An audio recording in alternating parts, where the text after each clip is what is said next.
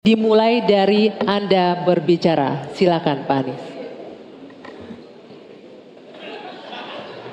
Baik, Pak Prabowo yang saya hormati,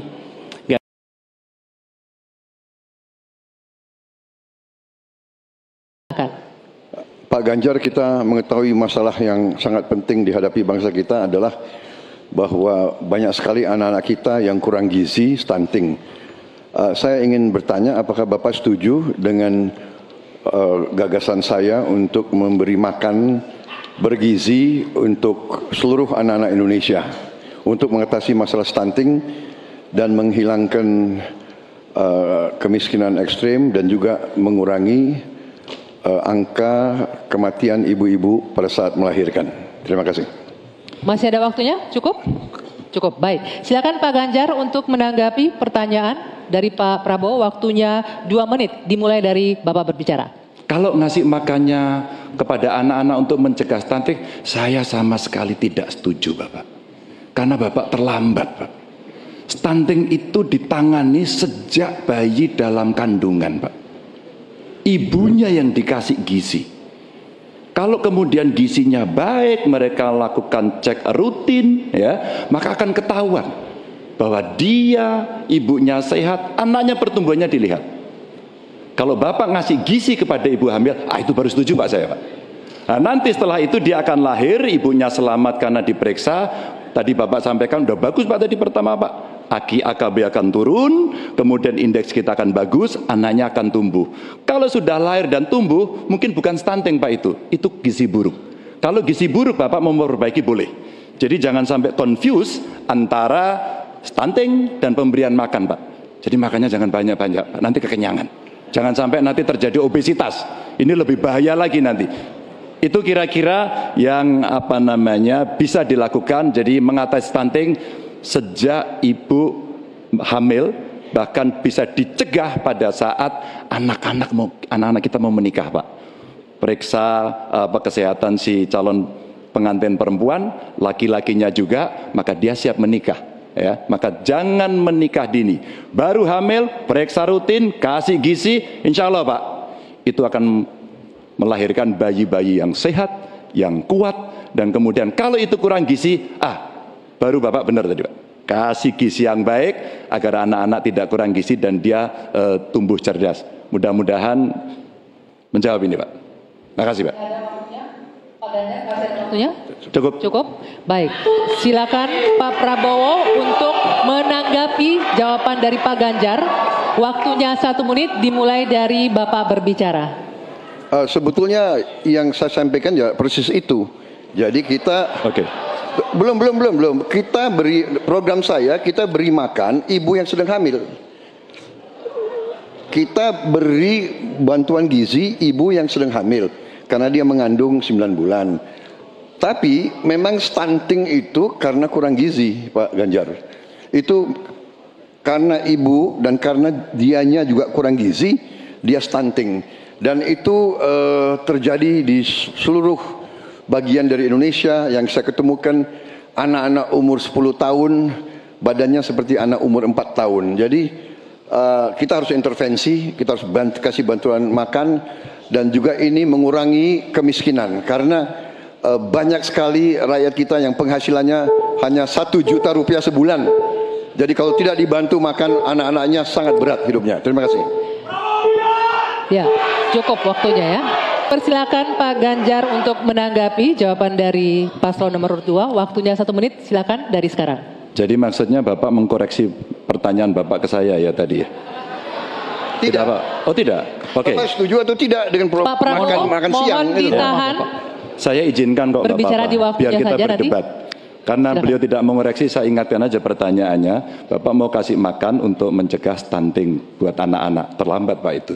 Maka saya sampaikan Pak, kalau Bapak mau mencegah stunting Pak, sekali lagi Pak, perhatikan proses menikah Pak. Mulai dari mereka remaja ya, dan kemudian Bapak mesti lihat Pak, perempuan Indonesia, remaja Indonesia itu sebagian besar anemia Pak. Perhatikan itu dulu. Kalau itu sudah, maka dia menikah, perhatikan usianya. 19 tahun usia hari ini adalah menjadi ukuran di mana mereka akan sehat secara mental dan secara fisik. Kalau itu sudah Pak, diperiksakan semua ke dokter, ke rumah sakit dan rutin, itu akan terjaga dengan gizi yang baik yang ada di sana. Itu pendapat saya. Cukup. Waktunya habis Bapak. Sekarang kita ke calon presiden nomor urut 1, maksud kami nomor urut 3, Bapak Ganjar Pranowo. Bertanya ke calon presiden nomor urut 1, Bapak Anies Baswedan. Waktu Pak Ganjar 1 menit dimulai saat Bapak berbicara. Pak Anies, lagi rame kita mau tanya soal bansos. Karena menurut saya bansos ini adalah kewajiban negara dan rakyat berhak mendapatkannya. Tapi kita punya problem. Karena banyak klaim yang diberikan seolah-olah ini bantuan orang per orang atau kelompok. Padahal kita masih punya.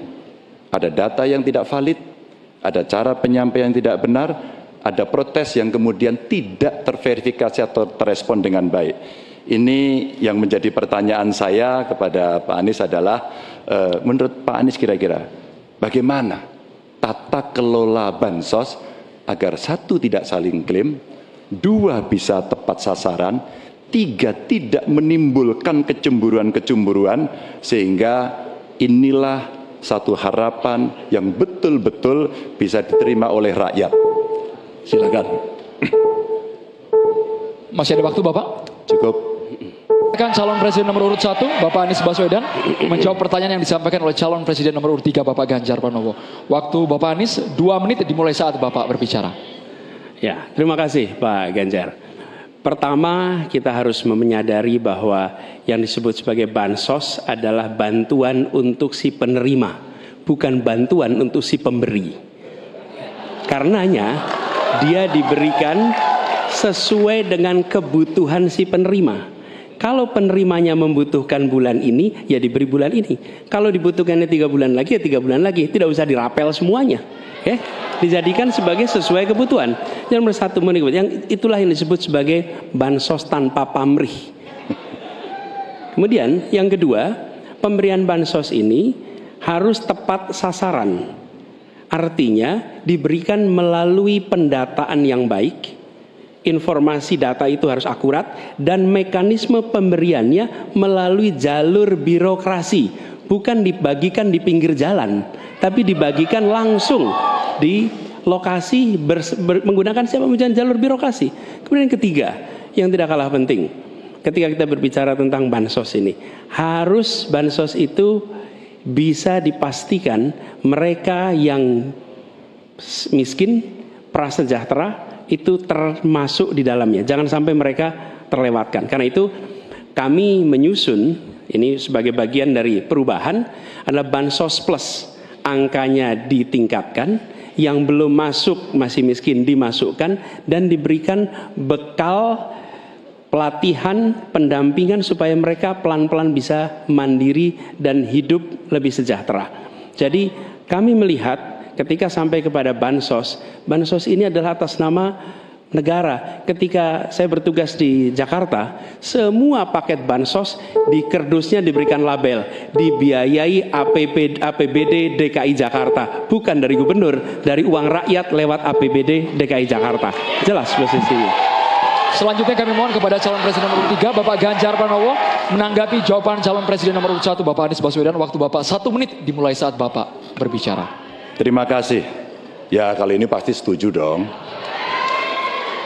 Karena proses logic thinkingnya adalah datanya diperbaiki. Ini yang pernah kita lakukan, dan ketika kawan-kawan KD sudah bersusah payah diberikan ke atas, balik lagi pada data yang sama.